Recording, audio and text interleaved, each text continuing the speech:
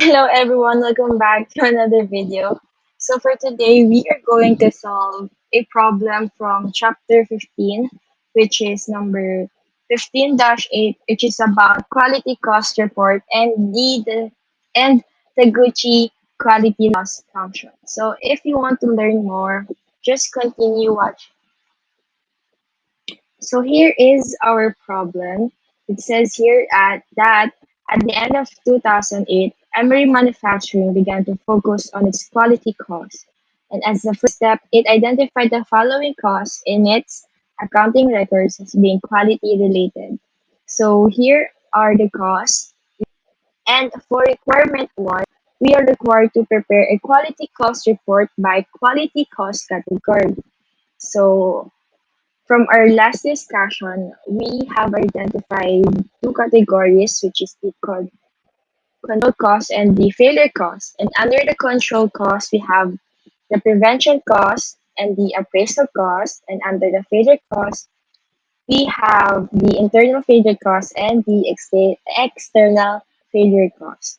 And before I started this video, I already listed down the costs according to their categories.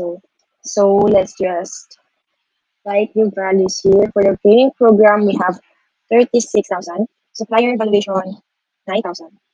For the test labor, it's 90,000 and 75,000 for inspection. For scrap, we have 90,000 and rework is 120,000. And for the consumer complaints, we have 60,000. And lastly, we have 120,000 for the warranty. So let's just get the sum per category and add it all up to get the total quality cost. So our total quality cost is $600,000. Amount $600,000. Next, we just have to get the percentage of this cost of sales from sales of sales.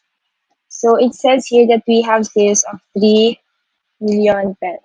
So first, for the prevention cost, you just have to divide 45,000 by 3 million. And for the appraisal cost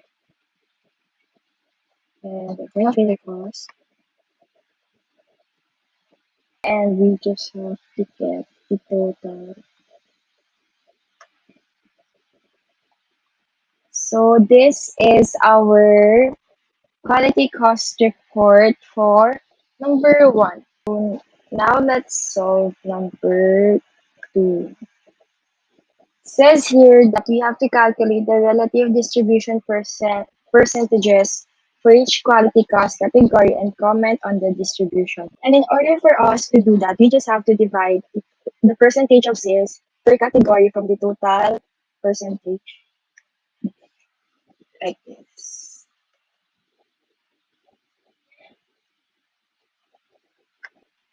So you can see here that if we're going to compare the two categories, it shows that the failure cost is higher than the control cost. And from what we can say, and what we can say here is that we should lower the amounts that is allocated for the failure cost and increase the amounts that is allocated for the control cost. So for number three naman, it says here that using the Taguchi quality loss function, an average loss per unit is computed at $5. What are the hidden costs of external failure and how does this affect the relative distribution? What effect could the hidden cost information have on a quality improvement program? So if we have hidden cost, what we're going to do is, syempre, we have to solve for it first, which is 5 times 50,000 because our total units is 50,000. So that is 250. And this 250, we are going to add it to the total quality cost of 600,000. And that gives us a new quality cost of 850,000. And from 850,000, we're going to derive the percentage of the control cost and the failure cost. So for the control cost, we have the sum of 45,000 and 165,000. Then we have to divide it by 850 instead of 600,000. So this gives us a percentage of 25% or 24 or 24.71%. And for the failure cost, we again have to get the sum of these two. And also, we have to add the hidden cost of 250 kasi it says here that ano, it is the hidden cost of external failure. So we also have to add it to the failure cost. Then, getting the sum of these two, we now have to divide it by 850,000. So our new percentage is 75% or 75.29%. And if we're going to compare it with the what we got from requirement 2, napapansin natin that the percent for the control cost went down from 35% to 24.71. And for the failure cost, it increased from 65% to 75%. And what does this tell us?